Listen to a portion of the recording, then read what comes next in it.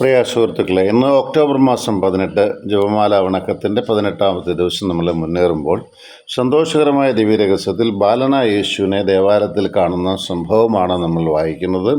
Lucas സുവിശേഷത്തിൻ്റെ 4-ാം അധ്യായം അവസാന വാക്യങ്ങൾ ഇത് നമുക്ക് കാണാൻ സാധിക്കും. ജെറുസലേം ദേവാലയത്തിൽ വെച്ച് പെസഹ തിരുനാളിന് യഹൂദർ ഒരുമിച്ച് കൂടുക എന്നത് അവരുടെ കർമാനുഷ്ഠാനങ്ങളിലും ആചാരങ്ങളിലും പതിവാണ്. അങ്ങനെ യഹൂദരായിരിക്കുന്ന യൗസഫും മറിയവും യേശുവിനെയും കൂട്ടി ദേവാലയത്തിലേക്ക് പോവുകയാണ്. ജെറുസലേം ദേവാലയത്തിൽ അവിടെ ചെന്നു പെസഹ തിരുനാളിൻ്റെ കർമ്മങ്ങളൊക്കെ നടത്തി. പെസഹ തിരുനാളിനെ കുറിച്ച് നമുക്ക് നന്നായിട്ട് അറിയാം. വിശുദ്ധ കുർബാന സ്ഥാപനത്തിനെന്ന് ഞാനത് പറയാം.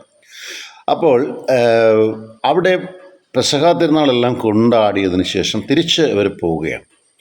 ഒരു ദിവസത്തെ യാത്ര പിന്നിട്ട് പുരുഷനും സ്ത്രീയും 2 മാർഗത്തിലൂടെയാണ് തിരിച്ചു വരിക. അങ്ങനെ ഒരുമിച്ച് അവർ വന്നു ചേരുന്നത് ഒരു ദിവസത്തിന് ശേഷം വന്നു ചേരുകയാണ്. ജോസഫ് ഒരു വശം ചിന്തിച്ച് കാണും, മറിയത്തിനോടൊപ്പം ഈശോ കാണും. ഈശോ ജോസഫിനോടൊപ്പം കാണുമെന്നും മറിയം ചിലപ്പോൾ ചിന്തിച്ച് കാണും. എന്തായാലും രണ്ടുപേരും ഒരുമിച്ച് കണ്ടുമുട്ടുമ്പോൾ നഷ്ടബോധത്തിൻ്റെ, അതായത് തങ്ങളുടെ കൂടെ ഈശോ ഇല്ലല്ലോ എന്ന ഒരു ചിന്ത.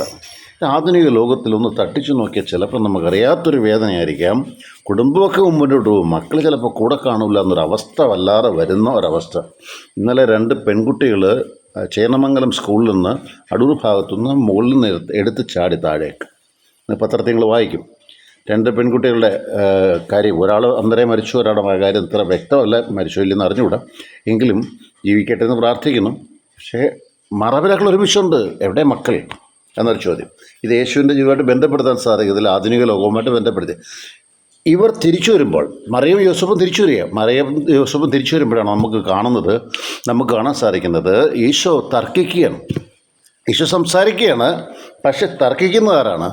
താർക്കികന്മാരായിട്ട് ഉള്ളവർ, ഉപാധ്യായന്മാർ, പുരോഹിതന്മാരൊക്കെ ഈശോയോട് സംസാരിക്കുന്നുണ്ട്. ഇനി ഇവിടെ വേറൊരു കാര്യമുണ്ട്. ഇവിടെ ഒരു മറിയത്തിൻ്റെയും ജോസഫിൻ്റെയും ഭാഗത്തു നിന്ന് വളരെ മനുഷ്യോചിതമായൊരു ചോദ്യമാണ് അവിടെ ഉണ്ടാകുന്നത്. എൻ്റെ നീ ഞങ്ങളോട് ഇങ്ങനെ ചെയ്തു? അപ്പം അത് സാധാരണയായിട്ട് ചോദിച്ചു. അപ്പോൾ യേശു പറയുന്ന വാക്ക്, ഞാൻ എൻ്റെ പിതാവിൻ്റെ കാര്യങ്ങളിൽ വ്യാപൃതനായിരിക്കേണ്ടതല്ലേ? എന്നുവെച്ചാൽ പിതാവിനെ താൻ വന്നത് എന്തിനാണെന്നുള്ള ഉത്തമ ബോധ്യം വളരെ ചെറുപ്പത്തിലെ ഈശോയുടെ കയ്യിൽ, ഈശോയുടെ മനസ്സിലുണ്ടായിരുന്നു എന്നതാണ് അതിൻ്റെ വാക്ക്. ഇത് പിതാവ് ആരാണെന്നോ അല്ലെങ്കിൽ ആരുടെ കാര്യങ്ങളിൽ വ്യാപൃതനായിരിക്കേണ്ടെന്നോ എന്നൊന്നും മറിയം ചോദിക്കുന്നില്ല. അവളിതെല്ലാം ഹൃദയത്തിൽ സംഗ്രഹിച്ചു വെച്ചു. എന്നിട്ട് ഇവരുടെ വന്നപ്പോൾ കണ്ട കാഴ്ച എന്താണ്? ഇവൻ സംസാരിക്കുന്നത് കേട്ടുപിടിച്ചുകൊണ്ട് ഉപാധ്യായന്മാർ ഇവരോട് സംസാരിക്കുക. കാരണം വിജ്ഞാനം വരുന്നത് ഏതു വഴിയാണെന്ന് നമുക്ക് കണ്ടുപിടിക്കാൻ സാധിക്കില്ല. ശേബാരാജ്ഞിയെക്കുറിച്ച് പറയുന്നുണ്ട്, സോളമൻ പോലും തൻ്റെ സകല വിജ്ഞാനങ്ങളിലും അവളേക്കാൾ ഉയർന്നില്ല. അതായത് കൊച്ചുകുട്ടികളിൽ നിന്ന് പോലും നമുക്ക് പുതിയ കാര്യങ്ങൾ പഠിക്കേണ്ടി വരും. ഈശോ പഠിപ്പിച്ചു, ഈശോ പഠിപ്പിക്കുന്നത് അവർ മനസ്സിലായി, അല്ലെങ്കിൽ മനസ്സിലാക്കാത്തവരുണ്ട്, ഇതൊക്കെ മനസ്സിലാക്കി. ഞാൻ ഇതെല്ലാം ഇതിൽ മാറുകയാണ്. ഈശോ ഇതെല്ലാം പറഞ്ഞു. അതിനുശേഷം മറിയത്തോടും ജോസഫിനോടും ഒത്തു പോവുകയാണ്.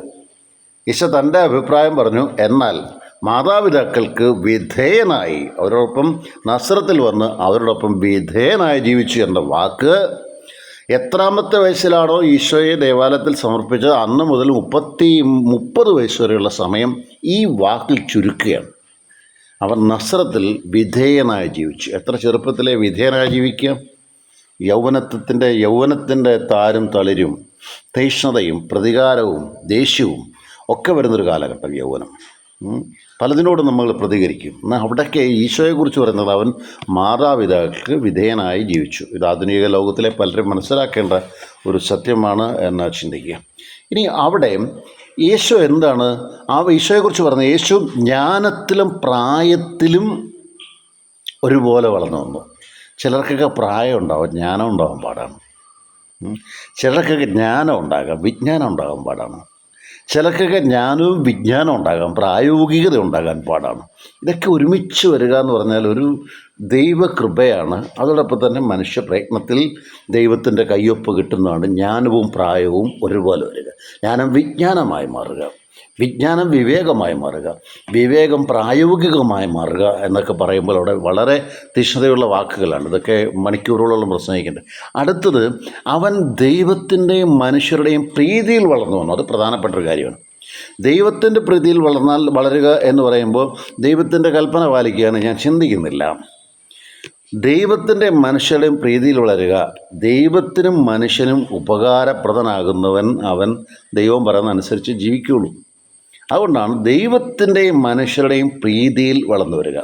ചിലരൊക്കെ പറയാറുണ്ട് ഞാൻ ദൈവത്തെ മാത്രമേ പേടിക്കാറുള്ളൂ, മറ്റുള്ളവരെ പേടിക്കാറില്ല. അങ്ങനെയല്ല.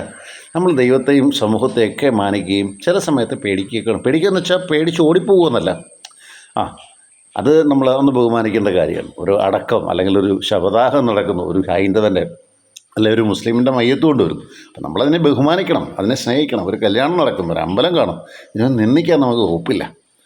കഴിഞ്ഞ ദിവസം ചേപ്പാട്ട് ചെയ്തതുപോലെ കുത്തി തുറക്കാനോ ഒടിച്ചു തുറക്കാനോ ഒന്നും നമുക്ക് അവകാശമില്ല. ഞാനതിൽ നിന്ന് മാറുന്നു. പ്രിയപ്പെട്ടവരെ, 4 കാര്യങ്ങൾ ഇവിടെ ഒന്ന് ഓർക്കുക. ഈശോ, ജ്ഞാനം, അതോടൊപ്പം തന്നെ പ്രായം. ദൈവത്തിലും മനുഷ്യരുടെ പ്രീതിയിലും ഒരുമിച്ച് വളർന്നു. നമ്മുടെ കുഞ്ഞുങ്ങളെയും ഇങ്ങനെ വളർത്താൻ പരിശ്രമിക്കാം. ഈശോയിൽ നിന്ന് ശക്തി പ്രാപിക്കും. ബാലനായ യേശുവിന് ഇത്രയൊക്കെ ശക്തി കിട്ടിയെങ്കിൽ കൊച്ചുകുട്ടികളാകാൻ നിങ്ങൾക്കും ഇന്ന് ശക്തി കിട്ടും. ഈശോയിൽ ആശ്രയിക്കുക, ഈശോയിൽ ആശ്രയിച്ച് മുന്നോട്ട് പോവുക. പ്രാർത്ഥിക്കുക എന്നത് നിങ്ങളുടെ ജ്ഞാനം വർദ്ധിക്കാൻ, വിജ്ഞാനമാകാൻ വേണ്ടിയാണ്. അപ്പോൾ നല്ല ദിവസം ഞാൻ ആശംസിക്കുന്നു. നന്മയുടെ നല്ല ദിവസത്തിൽ ജപമാല ചൊല്ലുമ്പോൾ ദൈവത്തിൽ നിന്ന് ജ്ഞാനം സ്വീകരിക്കുക. ഇത് ഒരാൾ മാത്രമല്ല, ഒരുപാട് പേർക്ക് ഇങ്ങനെ ജ്ഞാനം കിട്ടുന്നുണ്ട്. ദൈവത്തിൽ നിന്ന്. ദൈവം നാവിൽ തൊട്ടിട്ടുണ്ടോ? ദൈവം ജ്ഞാനം നൽകിയിട്ടുണ്ടോ? അകത്താര് പുറത്താര്? അകത്ത് കാളി, പുറത്താര് ദാസൻ, കാളിദാസൻ. ദൈവം തൊട്ടതാണ്. ഇങ്ങനെ അനേകരെ നമുക്ക് ലോക ചരിത്രത്തിൽ കാണാൻ സാധിക്കും. ഈശോയുടെ അനുഗ്രഹം കൊച്ചുകുട്ടികൾക്ക് പ്രത്യേകിച്ച് പ്രാർത്ഥനാപൂർവകമായി ചിന്തിക്കുന്നവർക്കുണ്ടാകട്ടെ. നന്മയുടെ നിർത്തുന്നു. ജോൺസൺ കരൂർ.